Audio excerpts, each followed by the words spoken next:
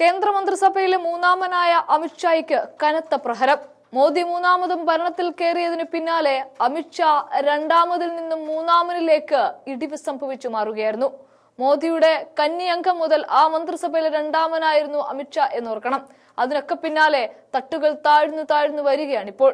എന്നാൽ ഇപ്പോൾ 5 സംസ്ഥാനങ്ങളെ വരെ സ്തംഭിപ്പിച്ചുകൊണ്ടാണ് അമിത്ഷായ്ക്ക് കനത്ത പ്രഹരം നൽകുന്നത്.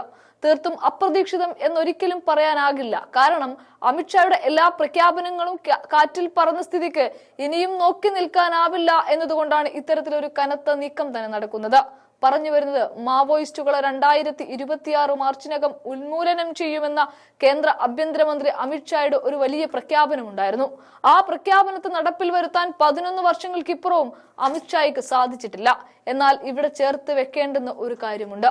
BJP ഭരണത്തിന് കീഴിൽ നിന്നും കർണാടക കഴിഞ്ഞ തെരഞ്ഞെടുപ്പോടു കൂടിയാണ് മുക്തമായത്. BJP ഭരണത്തിൽ നിന്നും മോചിപ്പിച്ചിട്ട് കോൺഗ്രസിന്റെ ഭരണത്തിലേക്കാണ് പിന്നീട് കർണാടക നീങ്ങിയത്. ഇവിടെ കഴിഞ്ഞ മാസം ഏവരെയും ഞെട്ടിച്ചുകൊണ്ട് കർണാടക സംസ്ഥാനത്തെ അവസാനത്തെ മാവോയിസ്റ്റുകളെയും അടിയറവ് വെപ്പിച്ചു. രക്തച്ചൊരിച്ചിലോടുകൂടി ഒന്നുമല്ല ഒരു മാവോയിസ്റ്റിനെയും കീഴടക്കിയത് എന്നിവിടെ പ്രത്യേകം ശ്രദ്ധയോടെ പറയേണ്ട കാര്യമാണ്. അത് സിദ്ധരാമയ്യയുടെയും DK ശിവകുമാറിന്റെയും കഴിവ് ഒന്നുകൊണ്ട് മാത്രമാണ്. അപ്പോഴും പക്ഷേ രാജ്യത്തിന്റെ ആഭ്യന്തരമന്ത്രിക്ക് ഒരു മാവോയിസ്റ്റിനെ പോലും ജനാധിപത്യത്തിന്റെ വഴിക്ക് കൊണ്ടുവരാൻ സാധിച്ചിട്ടില്ല എന്നിരിക്കെയാണ് 2026 കൂടി സകല മാവോയിസ്റ്റുകളെയും തൂത്തെറിയുമെന്ന പ്രഖ്യാപനം ഇതേ അമിത്ഷാ നടത്തുന്നത്. എന്നാൽ പ്രഖ്യാപനത്തെ വെല്ലുവിളിച്ച് ശക്തി തെളിയിക്കാൻ മാവോയിസ്റ്റ് നീക്കവും നടത്തി. 5 സംസ്ഥാനങ്ങളിൽ ഓഗസ്റ്റ് 3-ന് ബന്ദ് സംഘടിപ്പിക്കാനാണ് CPI മാവോയിസ്റ്റ് നേതൃത്വം അണികൾക്ക് നിർദ്ദേശം നൽകുന്നത്. ബീഹാർ, ജാർഖണ്ഡ്, ഛത്തീസ്ഗഡ്, ബംഗാൾ, അസം സംസ്ഥാനങ്ങളിലാണ് ബന്ദിന് ആഹ്വാനം ചെയ്തിട്ടുള്ളത്.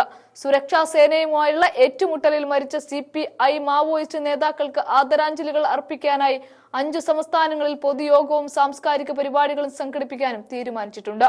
മാവോയിസ്റ്റ് ഉന്മൂലനം ലക്ഷ്യമിടുന്ന ഓപ്പറേഷൻ കാഗറിനെതിരെ പ്രചാരണ പരിപാടികളും നടത്തും. മാവോയിസ്റ്റുകളെ ഇല്ലാതാക്കുമെന്ന് കേന്ദ്രം അടിക്കടി ആവർത്തിച്ചുറപ്പിച്ച് പറഞ്ഞുകൊണ്ടിരിക്കുന്നതിനിടെയാണ് കഴിഞ്ഞ മാസം സുക്മയിലെ കോട്ന പ്രദേശത്ത് മാവോയിസ്റ്റുകൾ നടത്തിയ IED സ്ഫോടനത്തിൽ ഛത്തീസ്ഗഡ് പോലീസിലെ അഡീഷണൽ പോലീസ് സൂപ്രണ്ട് കൊല്ലപ്പെടുന്നത്. ASP ആകാശ് റാവു ഗിരിപുഞ്ചയാണ് കൊല്ലപ്പെട്ടത്. മാവോയിസ്റ്റ് ആധിപത്യമുള്ള പ്രദേശത്തായിരുന്നു സ്ഫോടനം. Station house officer, sub division officer of police, മറ്റൊരു ഉദ്യോഗസ്ഥൻ എന്നിവരുൾപ്പെടെ 3 ഉദ്യോഗസ്ഥരെ പരിക്കേറ്റ് ജഗ്ദൽപൂരിലെ സർക്കാർ ആശുപത്രിയിലേക്ക് മാറ്റി. വാഹനങ്ങൾ മാവോയിസ്റ്റുകൾ കത്തിച്ച സംഭവം പരിശോധിക്കാൻ പോയതായിരുന്നു ASPയും മറ്റുള്ളവരും. സ്ഫോടനത്തിന് പിന്നാലെ ASP ആശുപത്രിയിൽ പ്രവേശിച്ചു എങ്കിലും നില ഗുരുതരമായിരുന്നു. പിന്നീട് മരണവും സംഭവിച്ചു. ഇത്രയൊക്കെ മുന്നിൽ ഉണ്ടായിട്ട് പോലും അമിത്ഷാ എന്ന ആഭ്യന്തരമന്ത്രിക്ക് രാജ്യത്തെ മാവോയിസ്റ്റുകളെ ഉന്മൂലനം ചെയ്യാൻ സാധിക്കാതിരിക്കുമ്പോൾ കനത്ത പ്രഹരം എങ്ങനെ കിട്ടാതിരിക്കും?